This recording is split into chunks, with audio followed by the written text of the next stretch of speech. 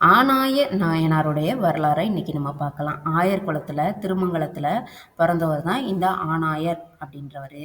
இவருக்கு வந்து சிவபெருமானோட திருவடியன்றி வேற எதுவுமே விரும்பாதவரா வாழ்ந்துட்டு வந்திருக்காரு. இவர் வந்து பசு கூட்டங்களை காட்டிற்கு வந்து மேய்க்கிறதுக்கு கூட்டிட்டு போவாரு.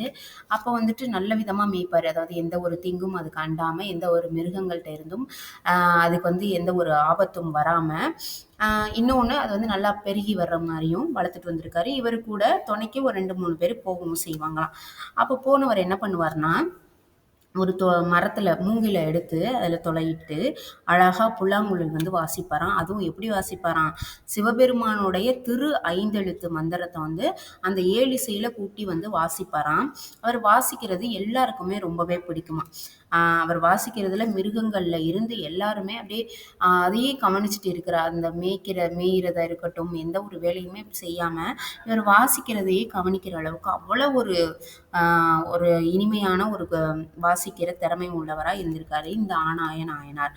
இவர் என்ன பண்ணாருன்னா, ஒரு நாள் நல்லா குளிச்சுட்டு ஃபுல்லா நெத்தி ஃபுல்லா பட்டைய போட்டுக்கிட்டு போயிருக்காரு. போயிட்டு தான் கூட வருவாங்க இல்லையா, அவங்கள வந்துட்டு அங்கிட்டு இங்கிட்டு பசுக்களை விட்டு மேய்ங்க அப்படின்னு சொல்லிட்டு ஒரு மரத்தோட மேல போய் உட்கார்ந்தாராம்.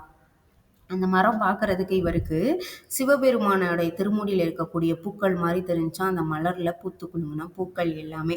அதெல்லாம் பார்த்துக்கிட்டு சிவபெருமானை நல்லா நினைச்சுக்கிட்டு வாசிச்சிருக்காரு.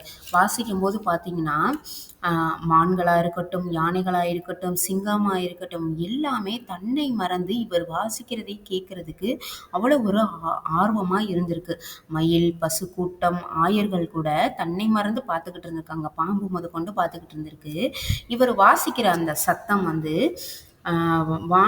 அதாவது இதுல இருக்கக்கூடிய சிவலோகத்துல இருக்கக்கூடிய அந்த சிவபெருமானுக்கே போயிருச்சான்.